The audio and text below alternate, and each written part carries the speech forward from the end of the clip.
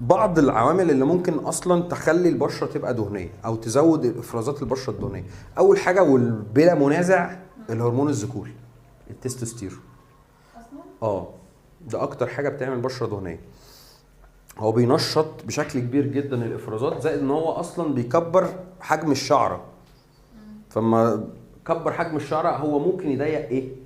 يضايق الفتحه. ما هي الفتحه دي هي اللي بتخرج منها ايه؟ الشعره، وبيخرج منها الدهون. فالشعره لو كبرت هتخلي المساحه اللي خارج منها الدهون اصلا ايه؟ يعني لو الشعرايه كبيره فهتاخد مساحه كبيره فهتسد الفتحه. فده ممكن اصلا حاجه ايه. فبالتالي من اكتر السبب الرئيسي، وهو اصلا ده السبب اللي بيخلي فيه ايه؟ حبوب شباب. عشان ايه؟ فتره البلوغ بيزيد عشان موضوع النمو. فبالتالي وقت النمو بيبدا يزيد فيه التستوستيرون فيبدا ايه. وده عشان كده برضو لو في تكيس المبيض، لو في واحده عندها تكيس المبيض بيطلع لها حبوب شباب. ليه؟ لان الهرمونات الانثويه بتبدا تقل شويه ويبدا يزيد الايه التستوستيرون. لو واحده عندها لخبطه في الهرمونات ده برضو ممكن ايه يسبب لها مشكله.